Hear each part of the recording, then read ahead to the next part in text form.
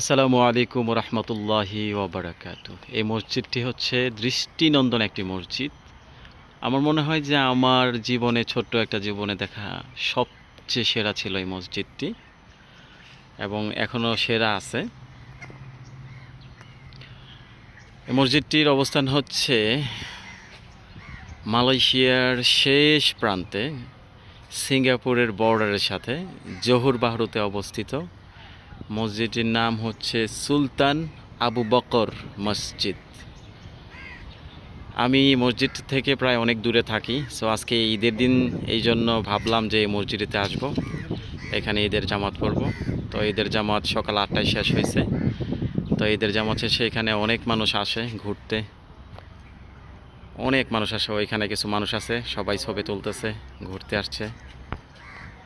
অনেক বাংলাদেশি, মালয়েশিয়ান, পাকিস্তানি, অন্যান্য দেশের অনেক মানুষ এখানে এই মসজিদটা দেখতে আসে। সত্যি অসাধারণ সুন্দর, অসম্ভব সুন্দর মসজিদটি, মাশাআল্লাহ। আল্লাহ তাআলার কাছে লাখো কোটি শুকরিয়া যে আল্লাহ এত সুন্দর একটা মসজিদ দেখার তৌফিক দিচ্ছেন আমাকে। আসলে পরিবেশ এবং সব কিছু, মসজিদ, সব কিছু মিলে অনেক সুন্দর একটা পরিবেশ। আলহামদুলিল্লাহ, আল্লাহর সৃষ্টি যদি এত সুন্দর হয়, না জানি আল্লাহ তাআলা কত সুন্দর। সুবহানাল্লাহ। আল্লাহ তাআলা আমাদের সকলকেই যেন আমাদের জীবনের প্রত্যেকটা সময় আল্লাহ তাআলার বিধানগুলো মেনে চলতে পারি। আল্লাহ তাআলা আমাদেরকে সেই তৌফিক দিন।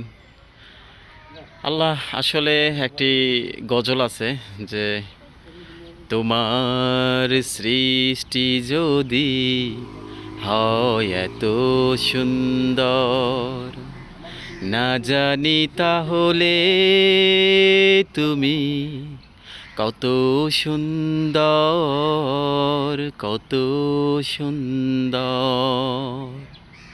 সেই কথা ভেবে ভেবে কেটে যায় লগ্ন, ভরে যায় তৃষিত এ অন্তর।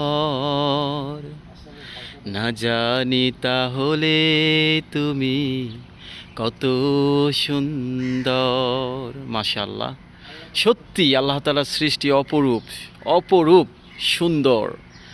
আল্লাহ তাআলার সৃষ্টি যদি এত সুন্দর হয়, না জানি আল্লাহ তাআলা কত সুন্দর। সুবহানাল্লাহ, সুবহানাল্লাহ। মালয়েশিয়াতে যারা আশেপাশে আছেন, আপনারা চাইলে এখানে আয়েশা মসজিদটা দেখে যেতে পারেন।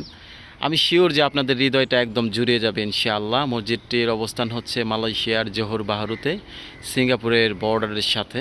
মসজিদটির নাম হচ্ছে সুলতান আবু বকর মসজিদ। সবাই ভালো থাকবেন, সুস্থ থাকবেন, সবার জন্য দোয়া রইল। আমার জন্য দোয়া করবেন। আমি প্রবাস লাইফে আছি, আলহামদুলিল্লাহ। বেশি দিন হয় নাই, জাস্ট কিছুদিন হয়েছে আমি প্রবাসে আসছি। সবাই আমার জন্য দোয়া করবেন, আমিও আপনাদের সকলের জন্য দোয়া করি। আসসালামু আলাইকুম ওয়া রাহমাতুল্লাহি ওয়া বারাকাতুহু।